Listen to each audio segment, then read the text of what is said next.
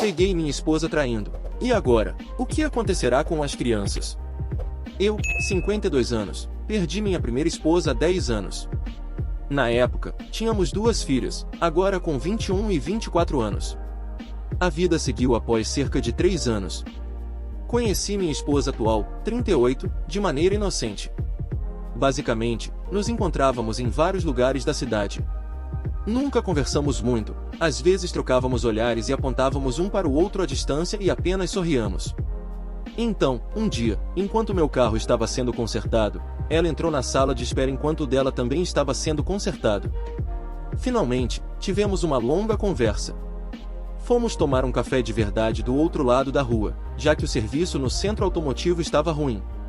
Conversamos por cerca de 1 hora e, em seguida, fui chamado para buscar meu carro. Perguntei se ela gostaria de almoçar um dia para continuarmos a conversa, trocamos números de telefone e marcamos um dia para nos encontrar. Namoramos por 2 anos e depois nos casamos. Ela tem 2 filhos, agora com 10 e 14 anos. Eles se mudaram para minha casa, onde estiveram morando com os pais dela por 3 anos. Minhas filhas a adoravam. Não como uma madrasta, mas como uma grande irmã. Embora ter outro adulto em casa com 2 adolescentes tenha sido uma bênção. A vida é ótima. Eu amo esses meninos como se fossem meus próprios filhos. Quero adotá-los quando puderem tomar essa decisão por conta própria. O mais novo me chama de pai. Ficou meio estranho com o mais velho, eu disse a ele para me chamar do que ele se sentisse confortável, meu primeiro nome. Minhas filhas a chamavam pelo nome dela. Minha esposa é dona de casa. Decidimos isso até que as crianças se ajustassem. Agora ela não quer trabalhar, mas faz trabalho voluntário na escola durante o almoço e em outras atividades. A filha mais velha foi para a faculdade e já se formou. A filha mais nova se formou ontem de manhã. Vamos mudar o restante das coisas dela neste fim de semana. Fui informado de que o ex dela os abandonou por volta do nascimento do segundo filho e não tem contato desde então. A mãe dela é muito simpática, mas me mantém à distância. Ele é dominador. Não acho que ele quisesse que outra pessoa cuidasse da filha única e dos netos. Ele costumava me repreender por eu ser muito velho, não muito mais jovem do que eles. Isso acontecia sempre que eu estava por perto. Sou uma pessoa que evita conflitos, então disse à minha esposa que ficaria afastado deles. No entanto, a encorajei a manter o relacionamento, já que eles moram apenas a algumas quadras de distância. Em fevereiro deste ano, o ex dela reaparece e quer fazer parte da vida deles. Ele é, na melhor das hipóteses, suspeito. Não posso recusar isso. Ele começa a aparecer frequentemente. Estabeleci um limite de que ele venha nos finais de semana para não interferir na escola e para que possamos controlar um pouco a visita dele. Ele vem na maioria dos fins de semana, mas realmente passa pouco tempo sozinho com as crianças, já que tentamos dar espaço para ele. Perguntei à minha esposa se ele fez algum pagamento de pensão alimentícia enquanto esteve ausente. Não. Sugeri a ela que conversasse com ele sobre colocar em dia qualquer valor que ele deve sobre a possibilidade de ele renunciar aos direitos parentais para que eu possa adotá-los. Ela disse que falaria com ele. No início de março, nossa vida pessoal começa a declinar. Você sabe onde isso está indo, certo? Mas eu estou completamente alheio. Mencionei a minha esposa, e ela deu as desculpas usuais. Eu percebi pequenas coisas diferentes pela casa. Meus lanches favoritos desapareceram, faltavam algumas cervejas, não sou um grande bebedor, apenas uma de vez em quando. Mas o grande problema foi que eu conseguia sentir um cheiro que eu pensei ser de maconha. Perguntei à minha esposa se ela estava fumando, já que nós não fazemos isso, e ela não estava. Eu pensei que talvez o filho de 14 anos estivesse fazendo isso, então sugeri que conversássemos com ele. Ela disse que cuidaria disso. Cerca de 2 semanas depois, o filho de 14 anos me pergunta se eu amo a sua mãe. Eu digo que sim, e ele me pergunta se a mãe dele ama o pai dele também. Eu respondo que de certa forma sim, e pergunto por quê. Então ele me diz que eles estão sempre olhando um para o outro, conversando e tocando. E que ele está sempre visitando. Eu pergunto o que ele quer dizer com sempre, e ele diz que quase todo dia quando eles chegam da escola ele está em casa e depois vai embora. Naquele fim de semana, estou na sala de estar e ele veio para visitar. Ele entra e se senta em frente a mim com uma cerveja. Eu olho para cima da minha leitura e digo a ele para se servir de uma cerveja. Ele não diz nada. Eu pergunto por que ele não está com as crianças, pois eu podia ouvi-los rindo vindo da sala da família. Ele diz que talvez vá lá em um pouco. Eu digo a ele que não vou beber na frente das crianças, espero até que elas estejam na cama. Ele não diz nada. Ele então afirma: você sabe que estou aqui apenas por ela. O que isso significa? Você está falando da minha esposa. Ele diz que tecnicamente não estão divorciados, ele nunca assinou os papéis, então ela ainda é a esposa dele. Eu sei que um juiz concedeu o divórcio porque ele não pôde ser encontrado, é por isso que demorou mais para se divorciarem. Finalmente, perguntei sobre a pensão alimentícia, já que nunca obtive uma resposta. Ele apenas me olhou e disse que estava em dia, pagou a ela 15 mil em dinheiro. O que diabos? Perguntei então se ela havia falado com ele sobre renunciar aos direitos, e ele disse que nunca perguntou. Ele perguntou o que valeria para mim. Eu disse que ele só podia estar brincando, que ele venderia seus filhos. Antes que ele pudesse responder, disse a ele para sair. No dia seguinte, no último domingo, as crianças estavam na casa dos avós com a esposa. Comprei e instalei uma câmera. Coloquei-a em cima da TV. Muito pequena. Ela tem vista para a porta da frente e a sala de estar. Ativada por movimento. Nada de anormal até quarta-feira, por volta das 10 horas. Recebo um alerta no telefone quando a câmera é ativada. Estou no trabalho e recebo uma notificação. Penso que é a esposa arrumando a casa, mas olho de qualquer maneira. Ele volta. Ela o deixa entrar e eles se beijam, por muito tempo. Ele começa a agarrá-la, ela o empurra brincando, estão rindo, sem som. Ele se senta no sofá e ela lhe traz uma cerveja e petiscos. Às 10 horas. Ela desaparece. Ela volta alguns minutos depois, troca de roupa, está indo para a escola para o almoço. Eles estão conversando. Mais agarrando, mais afastando, rindo. Poucos minutos depois, ela se levanta para sair. Ele se levanta e agarra novamente. Faz alguns gestos, depois faz um gesto como se estivesse rezando. Eles se sentam novamente e eles começam a fazer, você sabe o que? Ela termina, sai de alcance. Volta, diz algo e sai. Ele então assiste TV e tira um cochilo. A tela eventualmente fica em branco.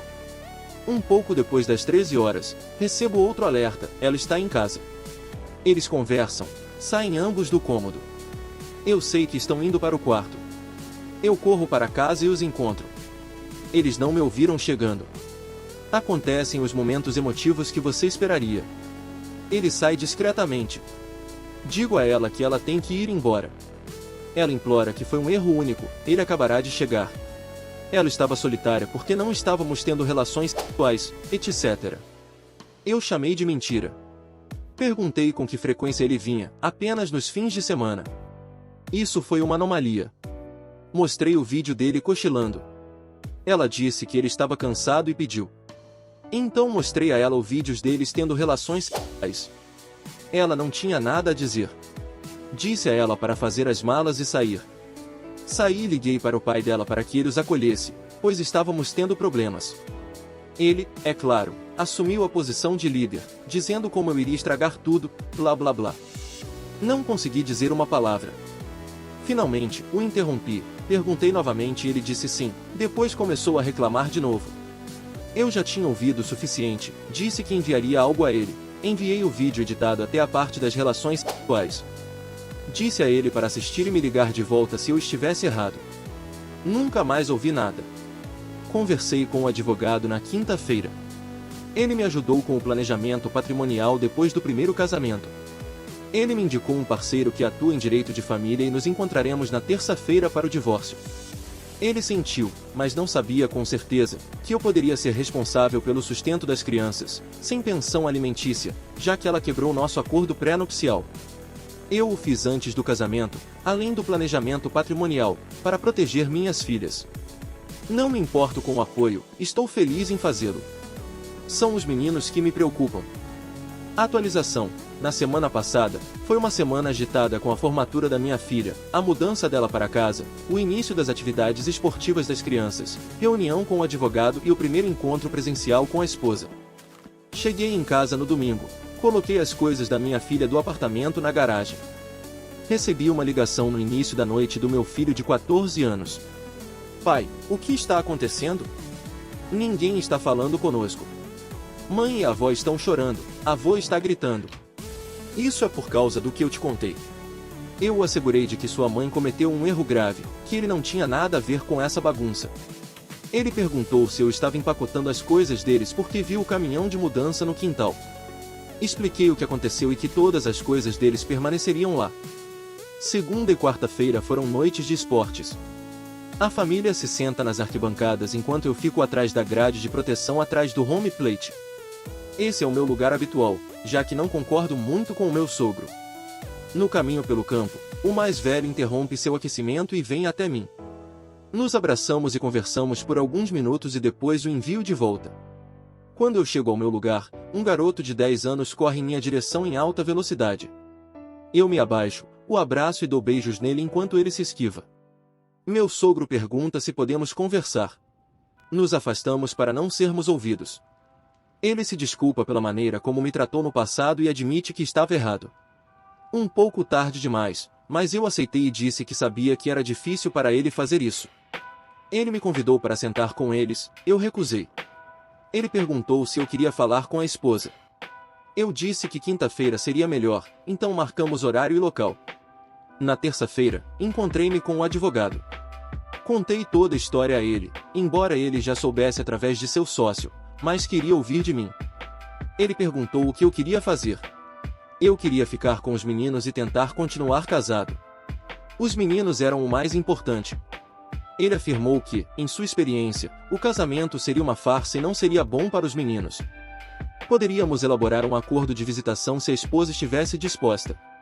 Quanto ao suporte financeiro, ele disse que eu poderia fazer o que quisesse pelos meninos, mas não dar nada a ela para que eu pudesse controlar a situação. O acordo pré-nupcial era sólido, e ela violou as condições, então não haveria suporte para ela. Ele alertou, no entanto, que em alguns casos, juízes em todo o país ordenaram pensão alimentícia em situações como a minha, devido ao tempo que estive na vida deles. Ele não achava que nossos juízes haviam decidido dessa forma no passado, mas nunca se sabe. Ele estava certo de que o advogado dela buscaria o suporte. Ele sugeriu que tentássemos concordar com tudo o que pudéssemos antes de ir para o tribunal, para que o juiz olhasse com favor para nós. Antes de sair, ele me disse que todas as segundas-feiras de manhã os sócios se reúnem para discutir casos novos e em andamento. Meu advogado anterior começou descrevendo tudo. Cada sócio tem uma especialidade: planejamento patrimonial, direito dos idosos, criminal, responsabilidade civil, família. Mais tarde, durante a tarde, o advogado criminal se encontrou com o meu advogado. Após a reunião, ele ligou para um contato no escritório do promotor. Os $15.000 não pareciam certos. Como é que pessoas da classe média têm $15.000 em dinheiro à disposição? Acontece que o ex-marido não abandonou a família, ele estava na prisão. Ele foi libertado há 3 anos, quando o governo federal estava libertando criminosos não violentos para aliviar o superlotamento, entre outros motivos. Meu advogado estava certo de que a polícia ficaria interessada se ele estivesse de volta e praticando sua profissão novamente. Mas ele não tinha mais informações além do tempo que ele passou na prisão. Na quinta-feira, me encontrei com minha esposa e meu sogro. Perguntei se eles se importavam se eu gravasse a conversa para evitar mal-entendidos no futuro. Eles concordaram. Antes de começarmos, minha esposa quis conversar em particular. Meu sogro se mudou para outro cômodo. Minha esposa começou a pedir desculpas, mas a interrompi. Eu disse a ela que antes de dizer qualquer coisa, soubesse que eu sei muito mais do que ela pensa. Perguntei há quanto tempo estavam tendo relações sexuais, e ela disse que foi apenas uma vez. Eu disse a ela que o vídeo mostrava que isso não era verdade. Eu reproduzi um trecho do vídeo em que ela estava limpando a TV. Ela nunca percebeu a câmera. Eu sei que foi apenas por alguns dias, mas ela estava prestes a mentir, então eu também estava. Ela pensou que fazia parte do jogo de vídeo. Não é grande, mas é visível em cima da TV. Ela admitiu que estava acontecendo desde março, quase imediatamente. Eu disse a ela que não queria mais mentiras. Eu contei a ela o segredo da família, que ele estava na prisão e não fugindo. Ela também admitiu isso. Perguntei por quanto tempo eles estavam em contato, desde fevereiro. Perguntei se eles se encontraram antes de ele aparecer, ela disse que não. Então, Eu disse a ela que ele estava fora há 3 anos. A expressão no rosto dela me disse que ela não sabia. Trouxemos meu sogro de volta. Ligamos a gravação. Perguntei se ela tinha um advogado? Não. Eu disse a ela para conseguir um, porque o divórcio vai acontecer. Eles ambos perguntaram se algo relacionado à reconciliação poderia acontecer, eu disse que não. Eu disse que queria os meninos, e ela poderia viver com o ex-marido. Eu disse a ela que, quando estávamos falando em particular, o ex tentou me vender os meninos. Eu repeti isso para o meu sogro. Nós concordamos que os meninos poderiam me ver a qualquer momento, dentro do razoável, ela não me impediria de vê-los. Eu disse que forneceria para eles a meu critério. Ela não receberia nenhum suporte financeiro. Eu não queria que ela usasse os meninos para me pedir coisas, eles seriam honestos se eu perguntasse.